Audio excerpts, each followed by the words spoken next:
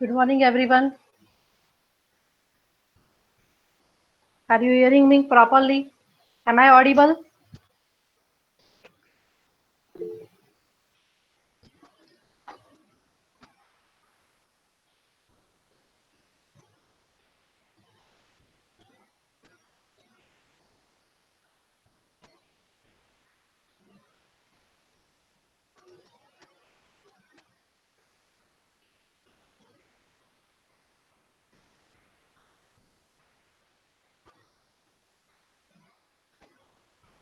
Okay, then let's start with the lecture.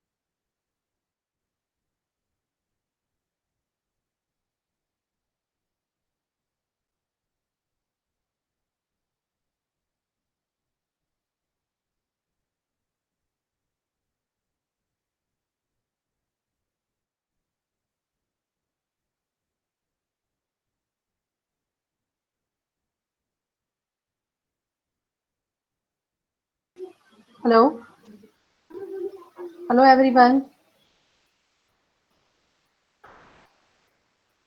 Okay, okay, let's start with the lecture.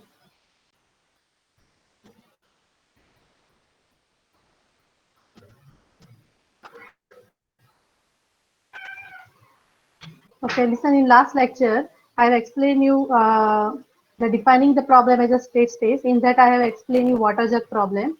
Then after we have seen this example. Then after we have discussed informal definition to formal definition. Now, today start with the new topic. Now, am I audible properly, everyone? Please tell me. Am I audible properly? Okay.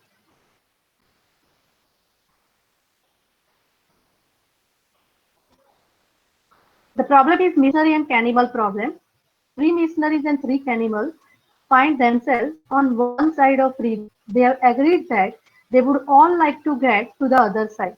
But the missionaries are not sure what else the cannibals have agreed to. So the missionaries want to manage the trade across the river in such a way that the number of missionaries on either side of the river is never less than the number of cannibals who are on the same side. This is a condition in number of missionaries on either side of the river never less than the number of cannibals who are on the same side. The only boat available holds only two people at a time. Now the question is, how can everyone get across the river without the missionaries risking being eaten? So this problem you have to solve using the state space representation. So in last lecture I explained if you want any problem is given, if you want to represent by using the state space representation, then first you have to define the state space, right? Then after first you have to write then after you have to write initial state, what is the final state, then after you have to think which are the possibilities are there. Based on that you have to write the production rule, and after writing the production rule you have to solve the problem. This is the whole process that you have to do in state space representation.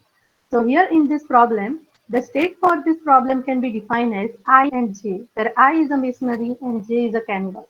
Now, how many missionaries are there in this problem? Three missionaries are there. So where also I becomes what? I equals to 0, 1, 2 and 3. And three cannibals are there. So here you can say that J equals to 0, 1, 2 and 3. Now what is the initial state? So there are two bank 1 and bank 2, right? So in bank 1, the initial situation that is 3, 3 means initially at bank 1, 3 missionaries and 3 cannibals are there.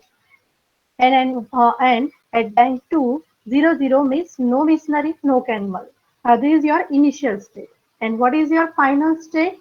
So final state is 0, 0 at bank 1 means at bank 1 no missionary, no cannibal, and now at bank 2 3 missionary and 3 cannibal. So this is your initial and this is your final state. Hello, Mayank? Hello, hello Mayank? Okay, now my voice is clear.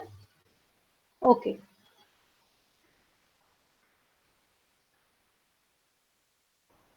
My voice is breaking or not? Now it's clear. Hello,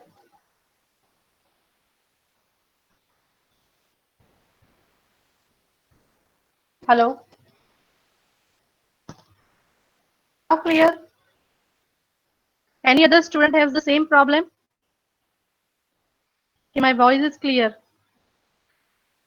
Please tell me so I can understand.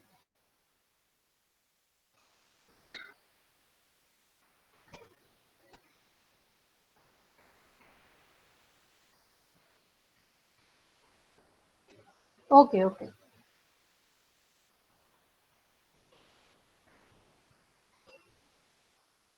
Mayank, please check your side also.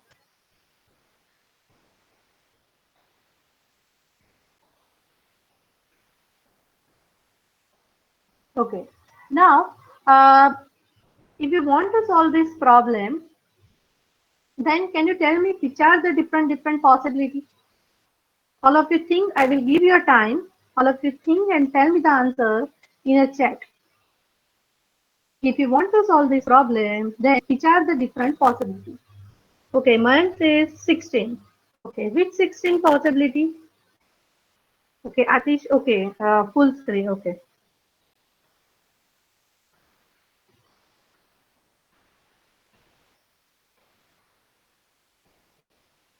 Done, Atish?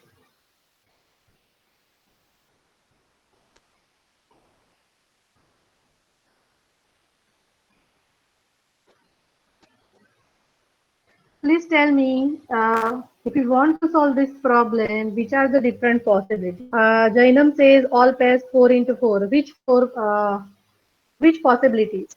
Can you write, Jainam?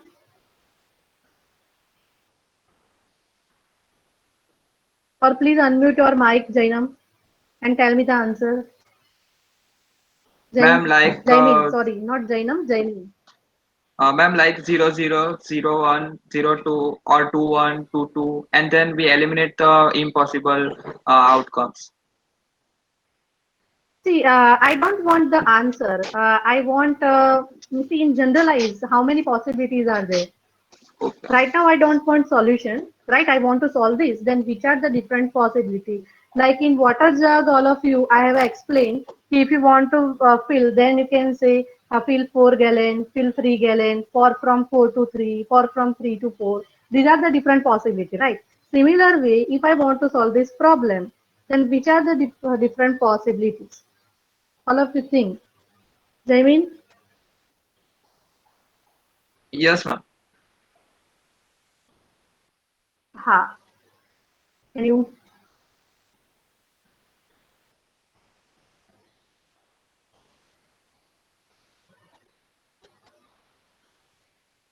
Malia, Jamin,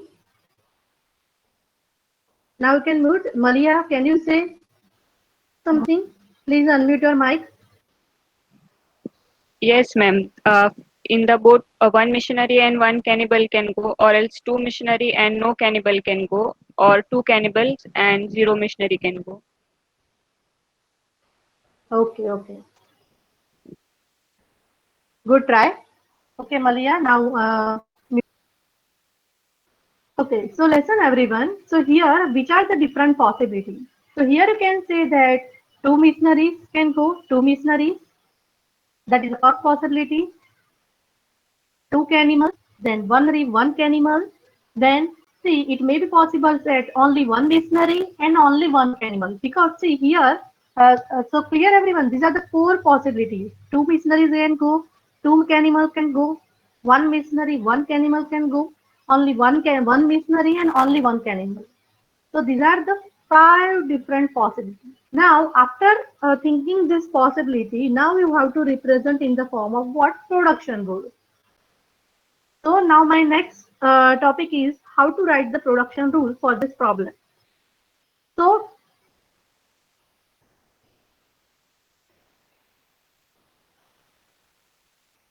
now see here, see the first production rule. So what is the first possibility? The first possibility is two missionaries can go. Now listen, if the two missionaries can go, so here I and J. So what is I represent? I represent the missionaries and J represent the cannibal. Now, if the two missionaries can go, then it becomes what? I minus 2. If two missionaries can go, then it is I minus 2. So here you have to check the condition. That is, when the two missionaries can go, then it becomes I minus 2. So I minus 2, that should be what? Greater than or equals to J. Now, why you want to check this condition? Because what is the problem? In problem it is given the number of missionaries on either side of the river is never less than the number of cannibals. So every time on both the side of bank 1 as well as bank 2, you have to check the condition. Okay, the number of missionaries never less than the number of cannibals. So here the two missionaries can go. So then at that time it becomes what? I minus 2. It is I minus 2. So here you have to check the condition. After the I minus 2, it should be greater than or equals to J. If this condition is satisfied at bank 1, then you can say that now two missionaries can go from bank 1 to bank 2, right? Or the another possibility is after the movement, if it is I equals to 0, I equals to 0 means no missionaries are there. If no missionaries are there, then there is no problem, right? Now, so these what these let's say at bank 1 I am checking. If two missionaries can go, now it becomes I minus 2. So at that time you have to check the condition I minus 2 greater than equals to J. If it is satisfied, now two missionaries can go from bank 1 to bank 2. Right? So this is the condition that I have checked at bank 1, suppose. Now at bank 2, again you have to check because now two missionaries can go. So now after the movement at bank 2, I have to check I plus 2 that is greater than equals to J because if this condition is satisfied, because this condition must be satisfied according to us. Clear? Clear everyone? The first condition. Please tell me. Hello? Okay.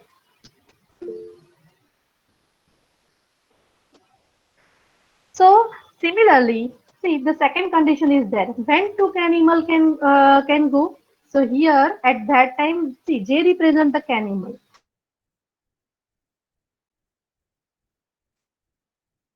Time we have to both the side at bank 1 and bank 2, we have to check whether the number of stationary name less than the number of cannibals. That you have to check before the movement and after the movement.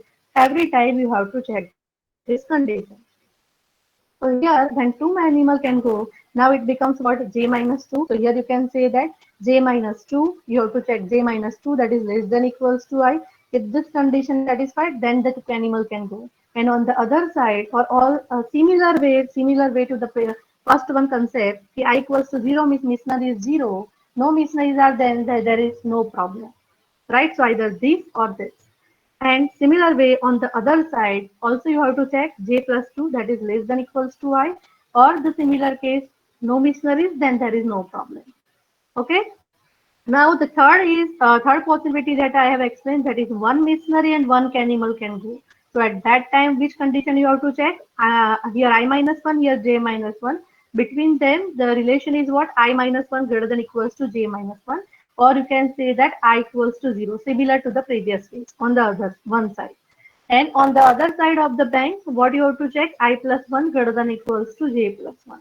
Now the fourth condition is one missionary can go when I minus at that time I minus 1. So I minus 1 that should be greater than equals to J, or I equals to 0 on one side. And on the other side, what you have to check the condition? I plus 1 that is greater than equals to J. The fifth condition is one animal can go when I greater than equals to J minus 1, because one animal can go, that's why it is J minus 1, or I equals to 0, then there is no problem. And on the other side, which condition you have to check? I greater than equals to J plus 1, or I equals to 0 on the other side. Up to this clear, everyone? Anyone have a doubt in the rule? Please tell me.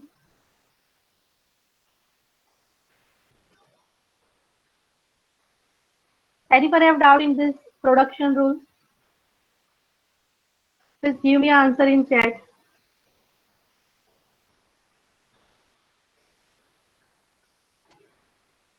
Clear, everyone?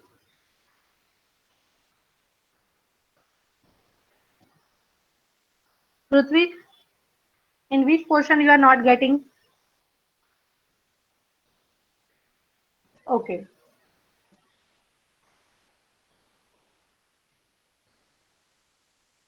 Okay, everyone. Okay, so the production rule that I have defined, right? Now, once you define the production rule, now you have to solve the problem.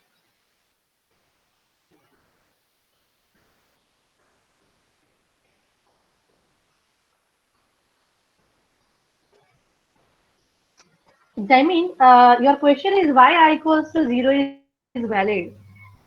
Because see, in both the side we have to check the condition, number of missionaries never less than number of cannibals. But see, if I is 0 means no missionaries are there, then there is no problem. Right, then there is no problem, no need to check. Right, because see, here the rule is number of missionary never less than number of cannibals. Yeah, so if I is 0, then there is no need to check. Right, so in example, understand very well. So now these are the production rule, everyone. Now can anyone tell me what is the solution for this missionary and cannibal? Can you try it, everyone? Please try it. I will give you 2 or 3 minutes. Please try it, and then after we will discuss. These are the production rule, and based on that you have to solve the problem.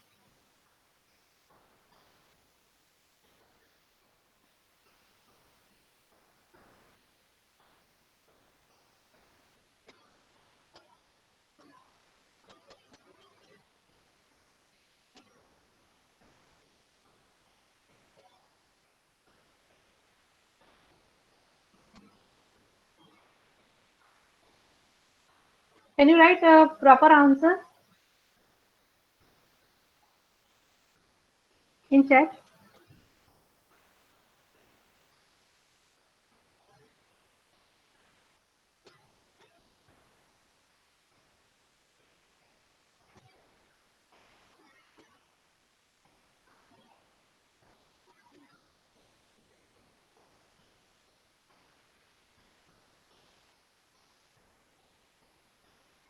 Okay.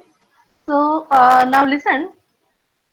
Here at bank one, initially, see, if you want to solve this problem, the different solutions are there, right? Suppose this is my solution. Your solution may be different.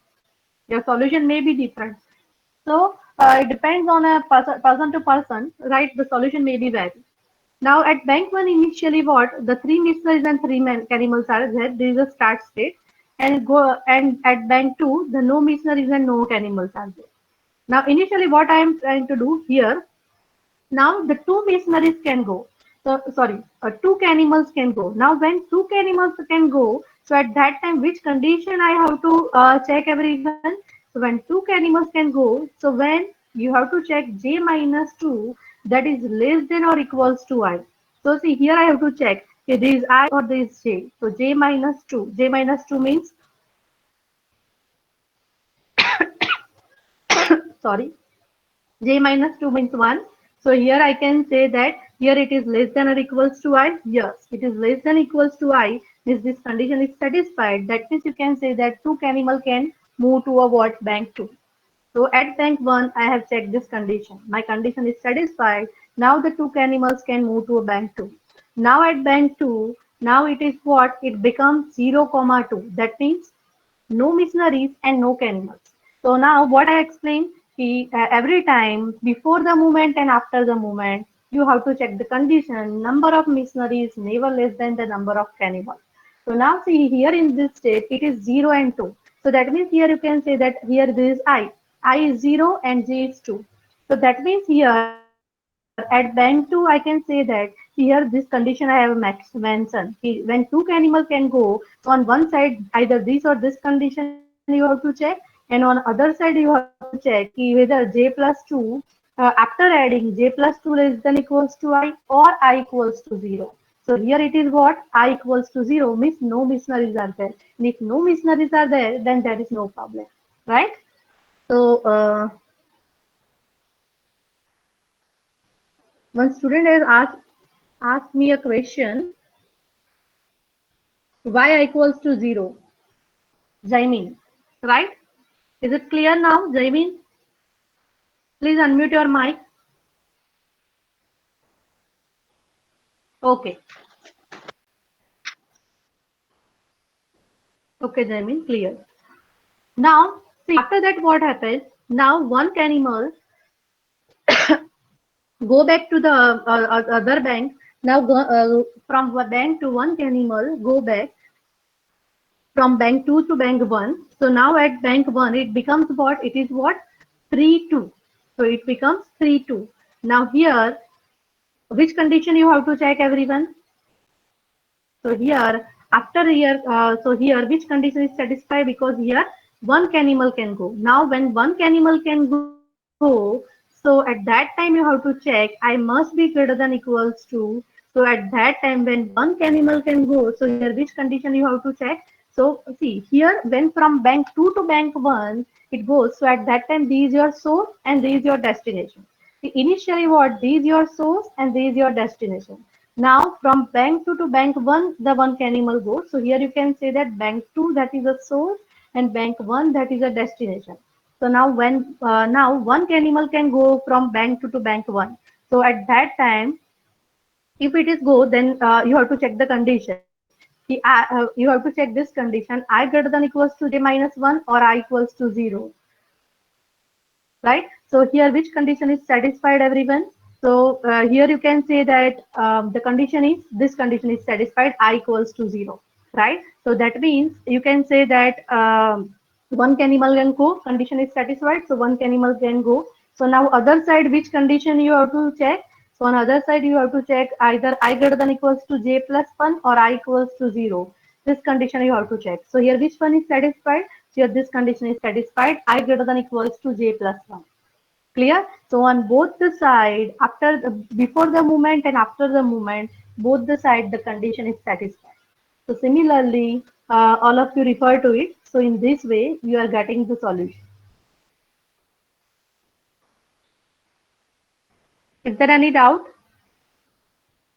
Please tell me.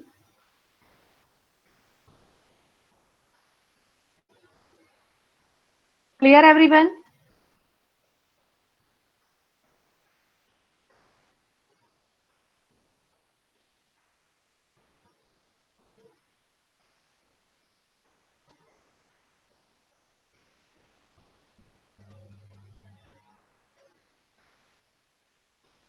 The previous question is, ma'am, it is compulsory to go from bank 2 to bank 1. Listen, you are at bank 1. Now, in bank 1, from bank 1 to bank 2. So here the question is, one question is that, Priyal, the only boat available holds only 2 people at a time. See, from bank 1 to bank 2, right? So let's say initially I told you, okay, 2 animal can go to the bank 2, right? But now the boat is at bank 2, right? Now, so if you want to solve this problem, now how can you get how to get back the boat at bank 1? So it's compulsory to go to bank 1,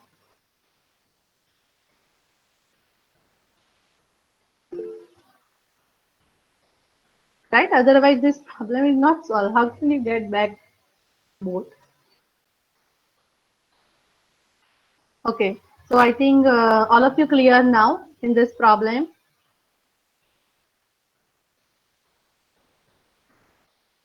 So any problem is given, you have to solve the stress relation in this way. Initial state, final state, write down the production rule, and then based on the production rule, solve it. And see here in this case, here in this example, I have not mentioned the rules. In exam, you also have to mention which rule you are applying. If you want to solve this problem, which rule you are applying, also you have to write that.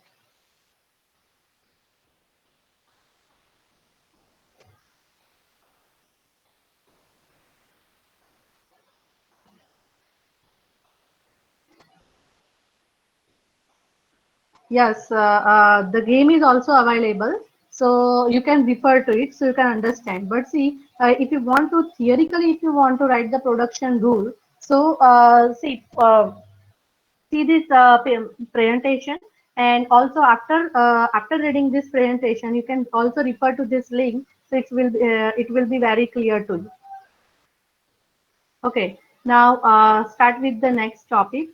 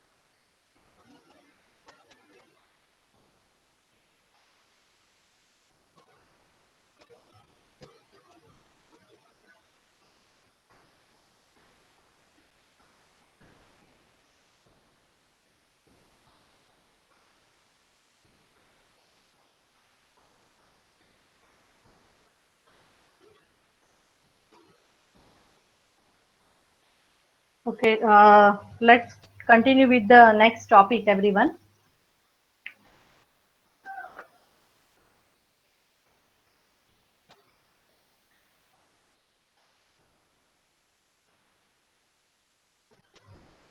The next topic is production system. A search forms the core of many intelligent processes. It is useful to structure AI program in a way that facilitates the describing and performing the search process. The production system provides such a structure. A production system consists of a set of rules, and all of you know that a set of rules, each consisting of a left-hand side that determine the applicability of the rule, and right-hand side describe the operation to be performed if the rule is applied. So in a rule, it's whose left-hand side that defines the applicability of the rule, and right-hand side that describes the operation to be performed if the rule is applied. The second point is one or more knowledge or database that contain whatever the information is appropriate for a particular task. Some part of the database may be permanent, while the other part of it pertain only to a solution of the current problem. The information in the database may be structured in an appropriate way.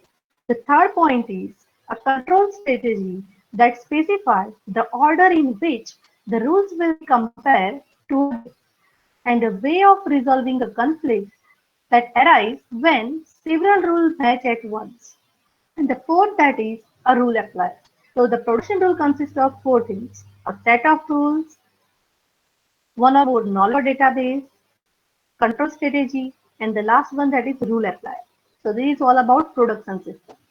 Now, here one question is there: how to decide which rule to apply next during the process of searching for a solution to a problem. See, if you are solving some problem, and so at that time, how to decide? See, here, let's say, suppose there are so many production rules are there.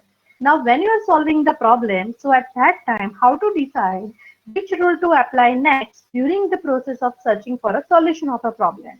And these questions arise since when often a more than one rule will have its left-hand side that match with the current state. So when more than one rule which left-hand side match with the current state is there, so at that time the question is arise which rule to apply next.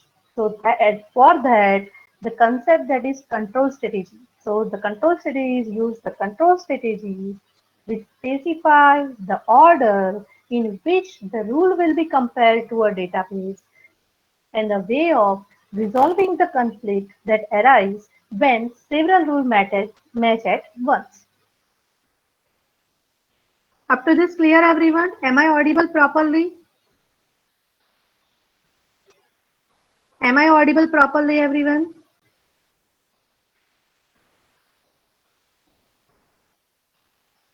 Okay.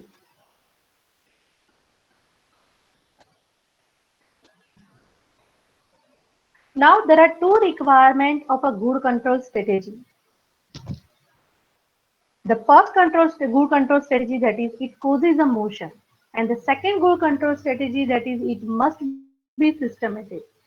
Now one by one I will explain you both the strategy. Now let's start with the first strategy, that is it causes a motion. Now in this, consider a water jug problem that we have already discussed. Now consider the water jug problem. Suppose we implemented the simple control strategy of starting each time at the top of the list of the rule. Every time we implement the strategy where starting each time the top of the list of the rule. And all of you know that what is the in a water jug problem, this problem here you have to consider the same problem. One is 4-gallon jug and another is a 3-gallon jug. And the question that I have explained, that is how can you get exactly the 2 gallon of water into a 4-gallon jug. So initial state is 0, 0 and your final state is 2n. Means how can you get exactly 2 gallon of water into 4-gallon jug?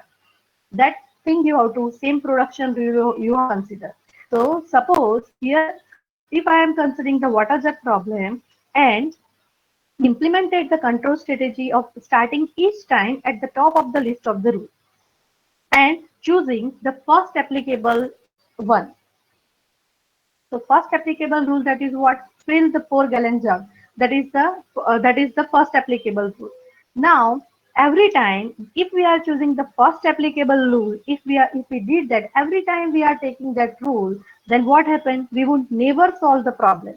So we would continue indefinitely filling the 4-gallon jug with the water.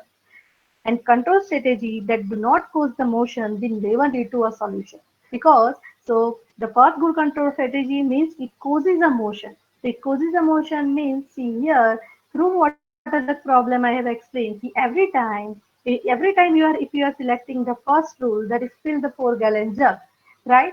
So for problem solving, every time we are choosing this rule, then what happens? We will never solve the problem. We will continuously indefinitely filling the 4-gallon jug with water.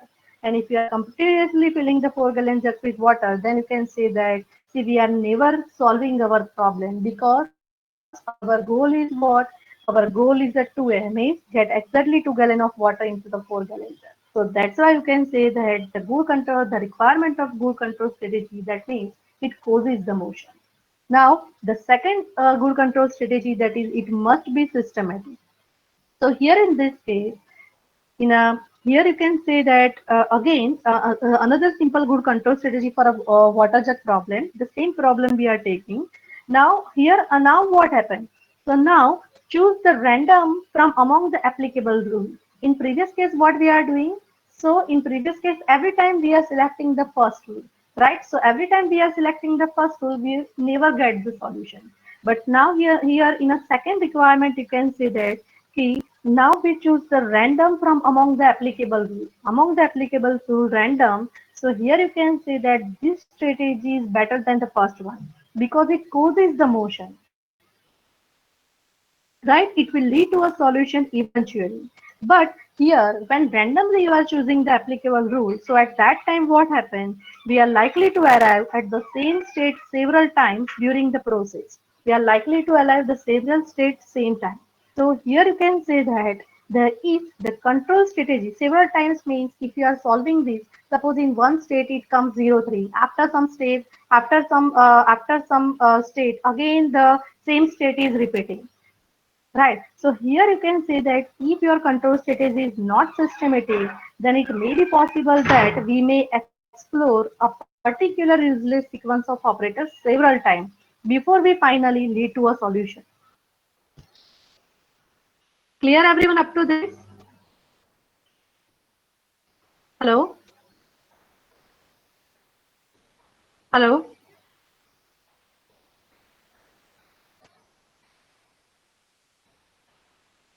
Hello?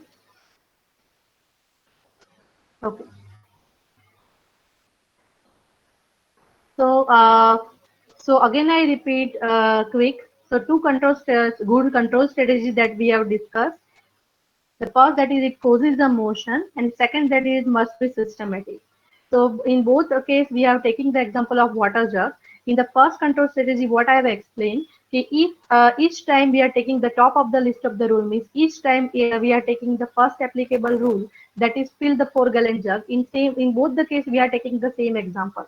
So if we are taking the first rule, then what happens? We will continually indefinitely filling the 4-gallon jug with water. So here we can say that we will never solve the problem, right? So that's why the control strategy should cause a motion. It causes a motion. If it is not causes a motion, then this type of problem is up. Now the second that I have explained that it must be systematic. So here in this case same water jug problem I have explained. So now we are randomly choosing from among the applicable rules. Now choose the random rules. So now when randomly if we are choosing the rule, so this strategy is better than the first one, but see here it causes a motion. So here you can say that it will lead to a solution. But it may be possible that we are likely to arrive the same state several times. It may be possible that. So we may explore a particular sequence of operators several times before we finally lead to a solution. Right? So that's why here you can say that so this type of if it is not systematic and this type of problem can be occur. So for that one systematic tool controls for that one systematic good control strategy that I will explain you. They see this figure everyone. Construct a tree with the initial state with its rule.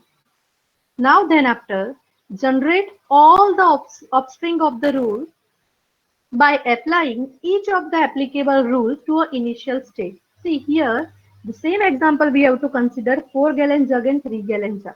So now say, listen, suppose this is my initial state, right? So first you have to construct the tree with the initial state as a root. Now, what are the, now if I am generating the offspring, so what are the different possibilities? So either I can fill 4 gallon jug and another possibility, or I can fill 3 gallon jug. So these are the two possibilities are there.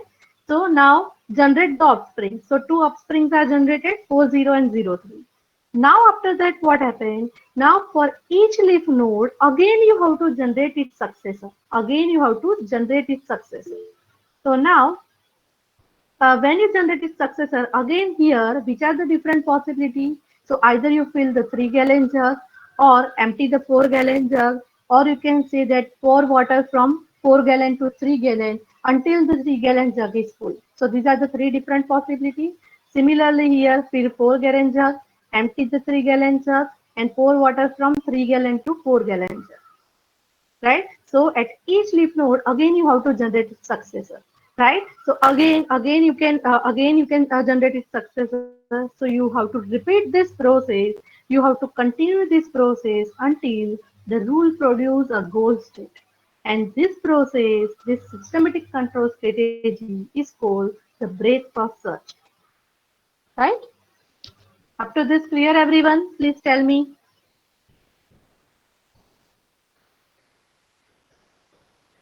Yes, Rusi, it's a brute force search. You are right. So clear, everyone? Please tell me.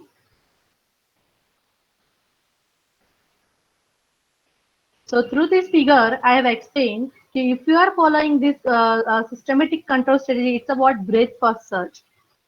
So these are the different these are one systematic control strategy, right?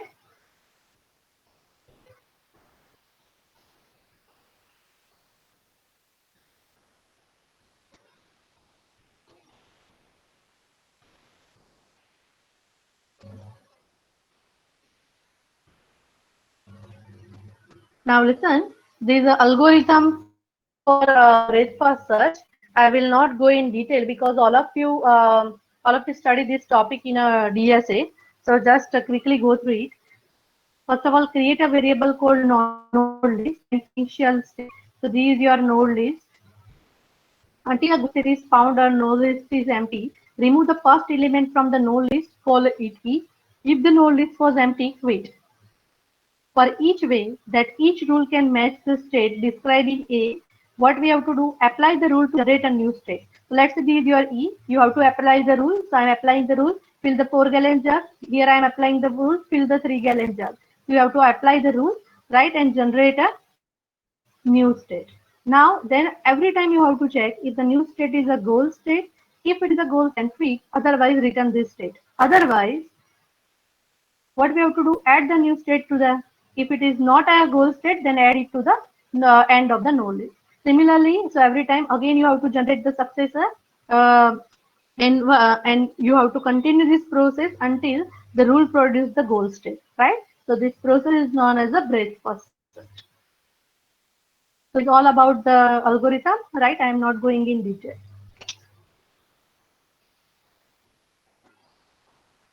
Now the another control strategy, that is another, these are what, these are DFS, depth first search.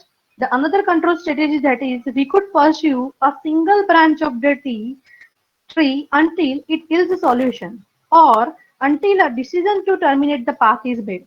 So here you can say that it makes to sense to terminate a path if it reaches a dead end and produce a previous state.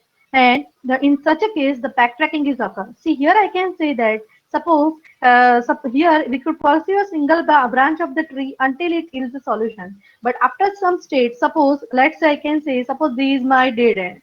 So if this is my dead end, so at that time what I have to do? So go to the previous state, and try to try to generate the different possibility. Try to explore the different possibility, right? So this is the concept of backtracking that I will explain. First of all, see the algorithm and later I will explain. So in depth first search, if the initial state is goal state, quit and return success. Already you study in this DSA. Otherwise, do following until success or failure is installed. Generate a successor E of the initial state. See, this is successor of the, let's say this is E. Generate a successor, and if there are no more signal failure, solve depth first search with a E as the initial state. If success is written, signal success, otherwise continue in this loop. Right? All of you know that how the algorithm is work. Now, see here in this case, I can say if terminate the path if it reaches a dead end. Suppose let's say these by dead end. So at that time, what happens? In that case, the backtracking is occur. Now all of you know the term backtracking. So here I can say that, and it is the term one term that I will explain you, that is chronological backtracking. It is that the most recently created state from which the alternative moves are available will be revisited and a new state will be created.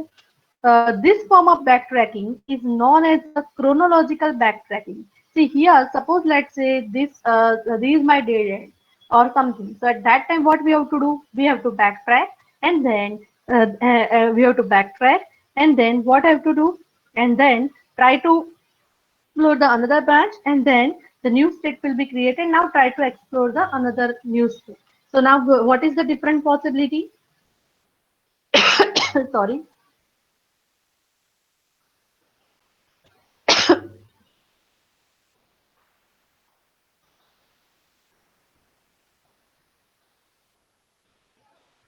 The most recently created state from which the alternative modes are available will be revisited and a new state will be created. This form of back is called a chronological backtracking because the order in which the steps are undone that depends only on the temporal sequence in which the steps were originally made. Specifically, the most recent step is the first to be undone, right? So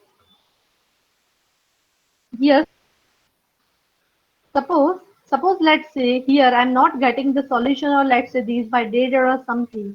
So at that time, what you have to do? You have to backtrack and then try the another possibility, and then again continue with this, right? So this is, you can see that this is the concept of chronological backtracking. The most recently created state from which the alternative moves are available. Alternative moves are available will be revisited and a new state will be created. And this form of backtracking is known as a chronological backtracking. Right? If you are solving the problem, if you are not getting the answer or something, so what we are doing, just backtrack and try the another possibility. Right? So this concept is known as the backtracking. Now, the next topic is which are the advantages of DFS?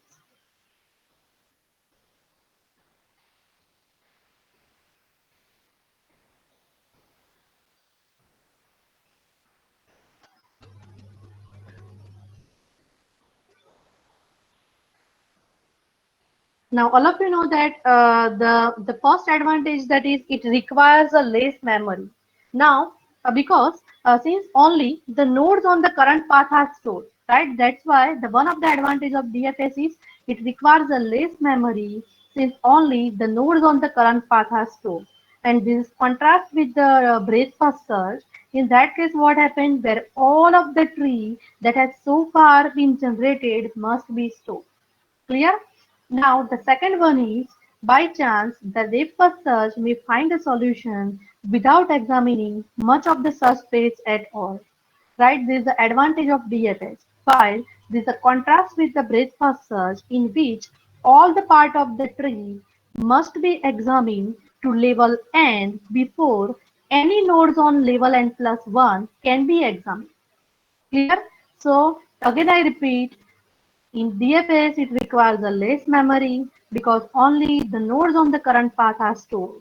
And this is a contrast with the breadth first search, where all of the tree has been so far been generated must be stored. Now, the second advantage of DFS is, by chance, if DFS may find a solution without examining much of the search space at all. Now, in the case of breadth first search, in which all the part of the tree must be examined to level n before any node on level n plus 1 can be examined. So, these all about advantages of DFS. Now, Another advantage of now the next topic is advantages of BFS, breadth first search. So the adverse advantage is it never get trapped exploring a blind alley. This contrasts with the breadth first search. In that case, what happened? Which may follow a single unfruitful path for a very long time, perhaps forever, before the path actually terminates in a state that has no successor. And this is a particular problem in a depth first search if there are loops. Now, the second advantage of BFS is if there is a solution, then BFS is guaranteed to find it. And if a multiple solution exists, then BFS find a minimal solution. That is, the one that require a minimum number of steps will be found. While in the case of DFS, what happened? This is contrast with the DFS, which may find a long path to a solution in a one part of the tree, when a sorted path exists in some other unexplored part of the tree. So this is all about advantages of BFS. So all of you study the DFS and BFS, this topic in a data structure. So I'm not going in detail. So up to this done, everyone?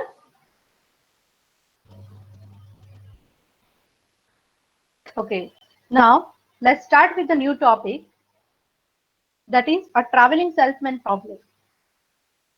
Now all of you know the traveling salesman problem. So what is the traveling salesman problem? Just I will tell you.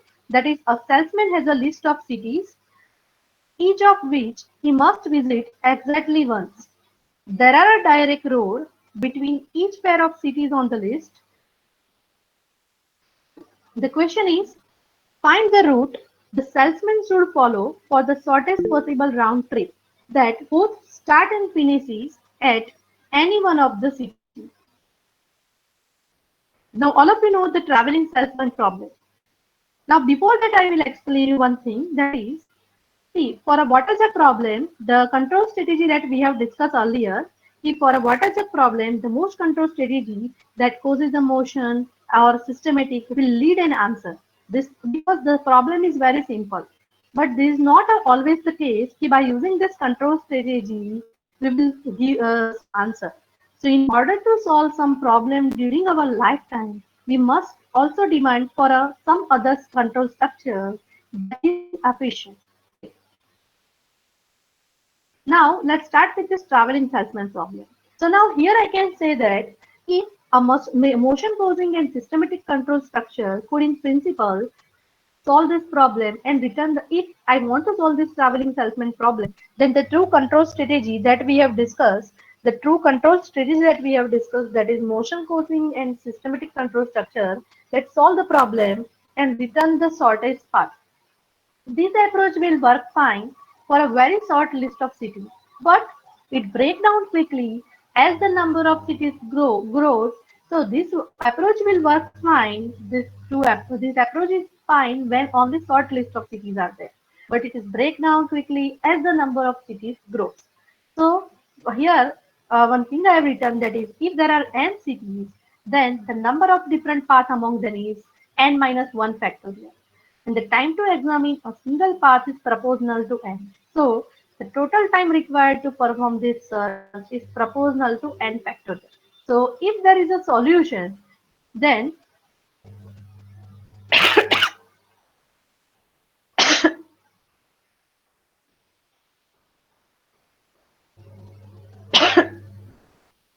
sorry,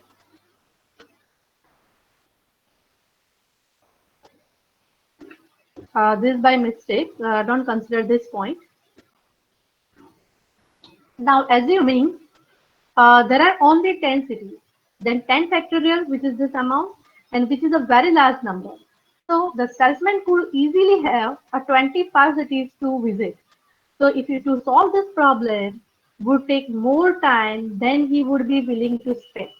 And this phenomenon is called combinatorial explosion.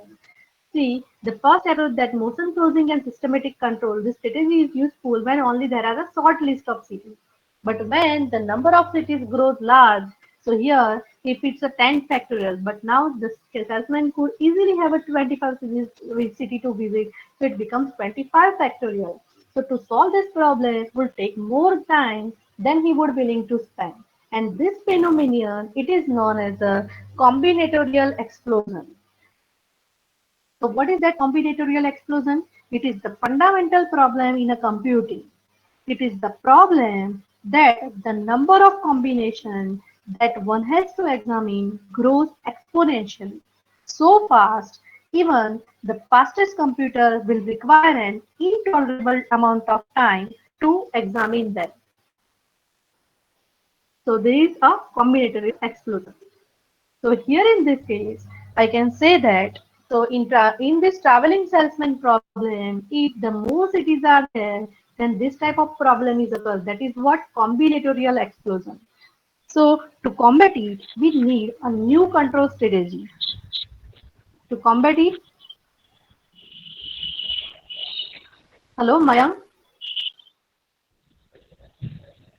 Hello Mayank, any problem?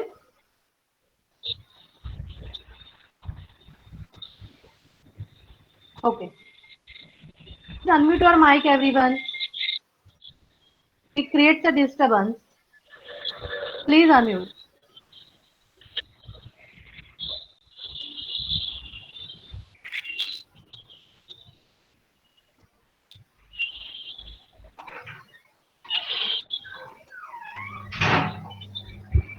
So listen, for that, to combat it, we need a new control strategy.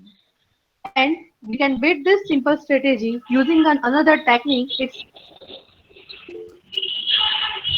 another technique and it is branch and bound. So here in this case, I can say begin generating a complete path. Keeping all of you, I think branch and bound, all of you also know that. Begin generating complete path, keeping track of shortest path found so far. Give up exploring any path as soon as its partial length becomes greater than the shortest path found so far. But see, if you are because the branch and bound still requires the exponential time and it's inadequate for solving a large problem. See, both the approach in both the case, what happened if there are for solving the large problem, it require exponential time in both the case.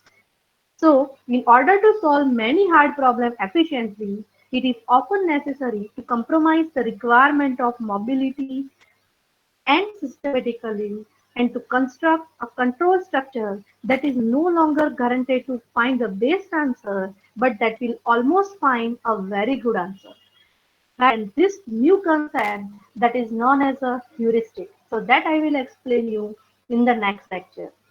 So see what we have discussed.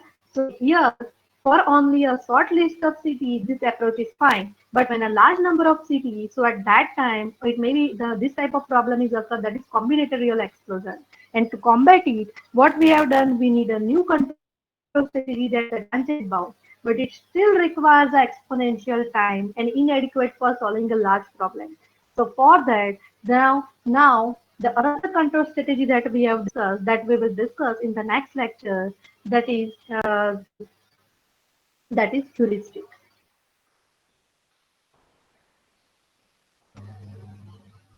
Up to this clear, everyone? Done? Okay, so with new topic continue in the next lecture. Time is over.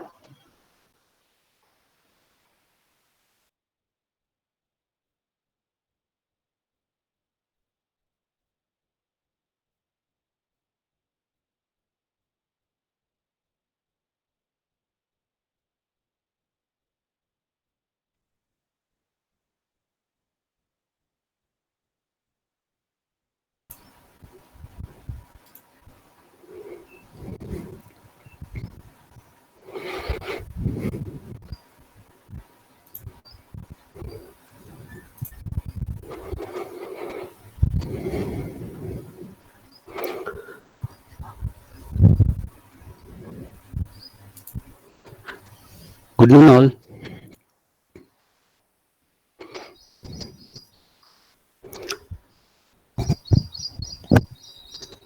So far in the last lecture, what we have discussed, we have started with the supervised learning. We have basic idea about the difference between the classification and the regression problem, right? Then next we have discussed the model, how actually we'll divide our data, whichever data we have, how can we divide it into 3 set or maybe into 2 set also, that is training and the testing, right? And the another way to divide the data is training, validation, and the test set. But in any of the arrangement, we'll always assure that the test data must not be accessed by the machine whenever it's learning, right? And then lateral, we have started the discussion of this confusion matrix, and we have seen the accuracy, which is the parameter measure. So the flow would be, first we'll be familiar with the full complete machine learning system, starting from the classifications category up to whichever parameter measurement techniques are there. Then lateral will also have some intuition related to the concept like overfitting, underfitting, and that all. So once we are familiar with the full flow, then next we'll start the first machine learning algorithm and how that algorithm will work in this whole thing, right? So that will be the flow. And before starting today's lecture, related to tomorrow's lab, as you all know that we'll conduct the laboratory in Python.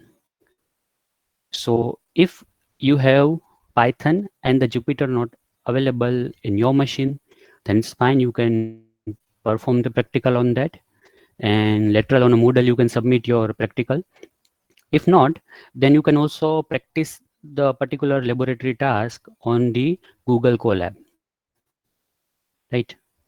And as a part of submission for every lab, we'll expect 2 files. One that is IPYNB, that is the format. Whenever you save that particular file in a Jupyter notebook, you will get that format.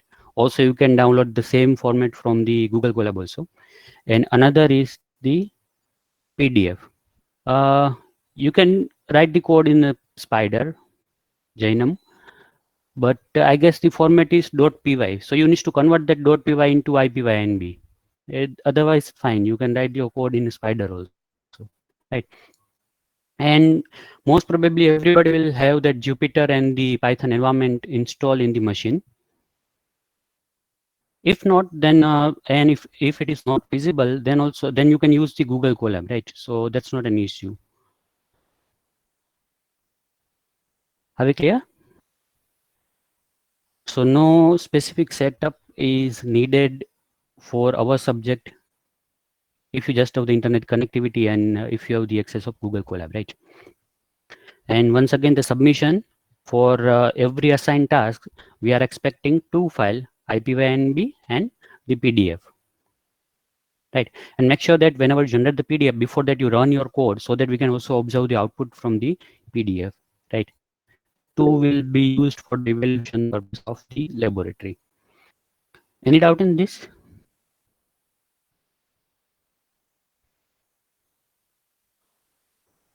Yes, PDF of IPYNB, yes.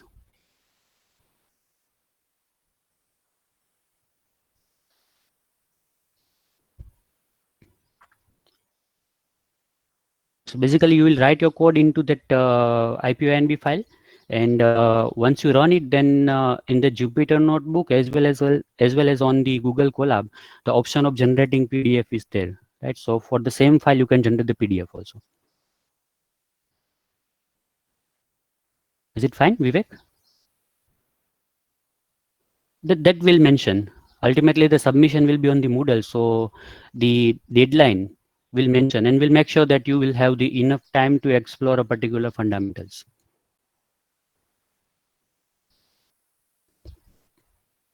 And we'll hope that everybody will develop their own model, because the aim of this subject is at the end of this semester you must be clear with the machine learning fundamentals, right? Because if you are clear with the fundamental, then and only then you are able to learn something which is right now used in the industry. And you may aware about the terminology like CNN or the RNN, right? Different variation of the RNN, the vanilla RNN, LSTM, then GRU and so on. Even if you're not aware about that fundamental, then also fine. But basically, if you are not clear with how exactly you will solve your problem using machine learning, then I guess it is very difficult for you to directly jump to that RNN or the CNN deep learning model, right?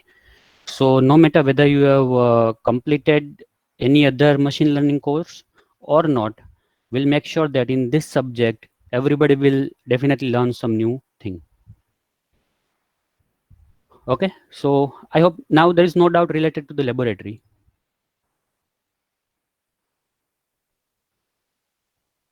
So let's continue with the lecture. As we have discussed yesterday, confusion matrix and the accuracy measure, right? And I feel that many of you are not able to clear with the concept that the accuracy is not always the good measure whenever we are dealing with the unbiased data, right? So for that purpose, I have included one more example related to that. So we'll see that example. Before that, let's revise this confusion matrix. So quick revision is, this indicate the prediction set, row indicate the prediction set, and the column indicates the actual class level, right? The first cell indicate true positive, means the answer is yes. And right now we are talking about the binary classification, right? So answer is yes, as well as machine has predicted it as yes, right? The second entry in the first row, FP, indicates false positive. That means answer is no, but the machine has predicted it as a yes, right? Second row, first entry, false negative, indicates answer is yes, but the machine has predicted it as a no, right? And the last, true negative, answer is no, as well as machine has also predicted it as a no. Fine. So now from this, can you just recall the equation of accuracy?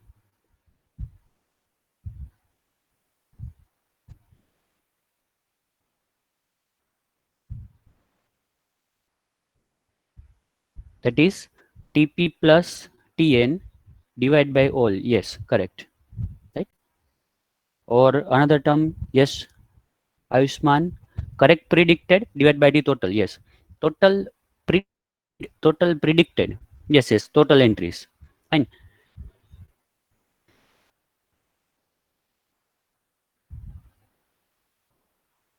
So let's see an example. So we have two models. Well, we'll try to compare these two model, and we'll try to identify which one is best model for this particular data, right? And we'll focus only on the accuracy measure. We don't know any other measure. Just focus on the accuracy, and we'll try to identify which one is the best model, right? So for the model 1, TP, TN, FP, FN, we'll calculate. But before that, let's just be clear with the meaning. So the first entry 50-50, which indicates 50 are true, the green box indicates it's true, and the red box indicates it's false. Right. So the 50 are 50. We have total 100 examples. Out of that 100, for the 50, the class label is true, and for the remaining 50, the class label is false. Right. Ideal, very ideal situation. In the real world, generally the equal division is not there, but let's assume this. Now the model 1, what it is doing, from all true set, that is from all 50, 45 it is identifying as true, that is yes, and the 5 are misclassified as no, right? And for the class label no, it is able to identify 5 as no, that is the correct classification, and remaining 45 as yes, that is the misclassification. Is it fine? And the same logic is there for the model 2. So one understanding of this particular diagram is, whenever we have this green box, the meaning is the actual class is true, right? And inside that boundary box, whichever internal color is there, that indicate model's prediction. I hope it's clear. The diagram, the meaning of diagram is clear to all. Is it clear?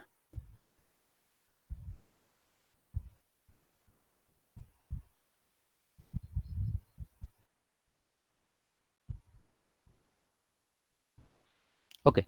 So for the first model, can you identify TP, TN, FP, FN? As well as the accuracy.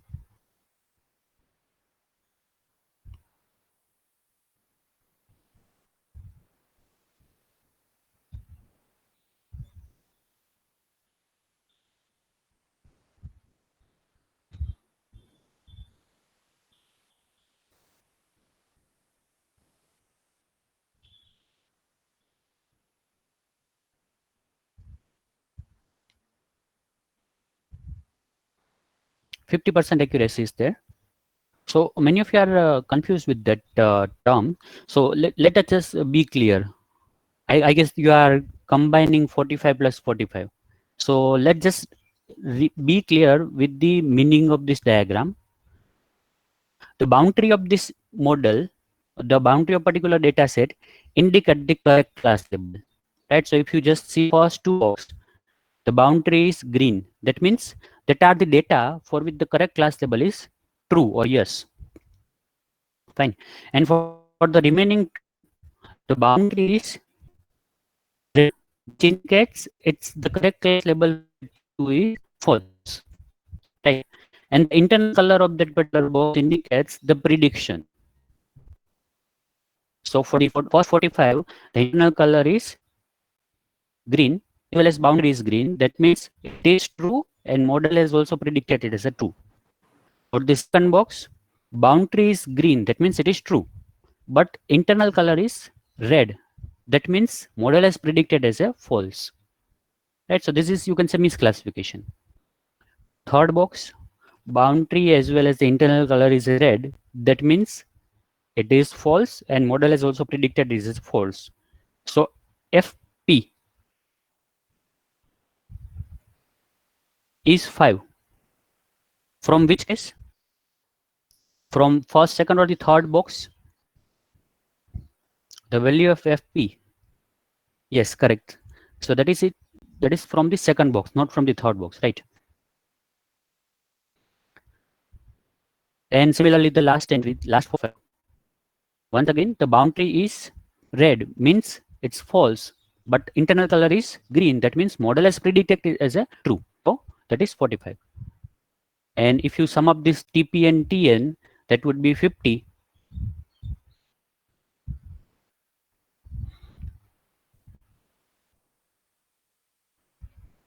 And the accuracy would be 50%. Now the second model.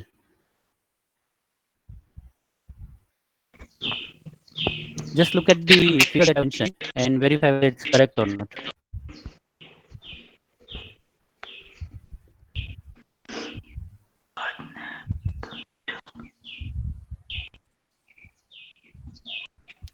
Vivek, if you do not have any doubt, then just put it on the silent.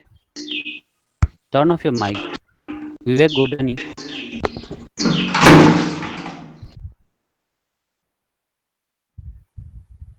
Okay.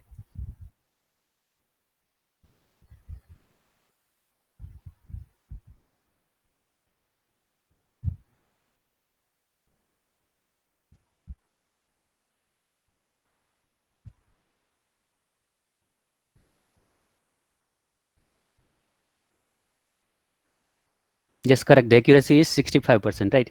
But the other values, TP, TN, FP, FN, is it correct?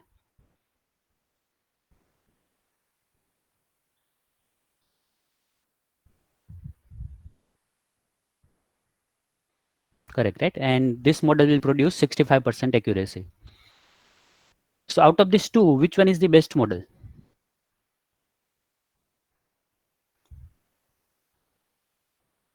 Right now, we are not worrying about any other concept. We'll just focus on the accuracy measure. The model which gives the good accuracy, we'll consider it as a best model.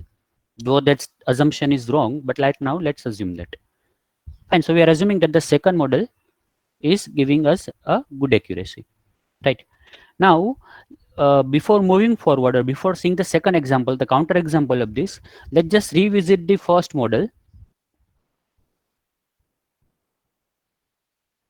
And if you carefully observe this first model, it is similar to our yesterday's discussion, where what model is predicting, almost 90% time it is predicting answer is yes. Are you following?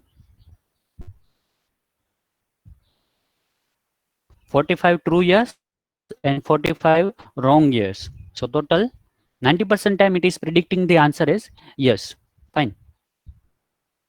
So obviously this is not the good model, right? So if the data is equally partitioned, you can definitely use this accuracy measure, or if not equally, then almost equal. The partitions are equal or almost equal, then you can definitely use the accuracy as a perfect measure of your model. But if it is not the scenario,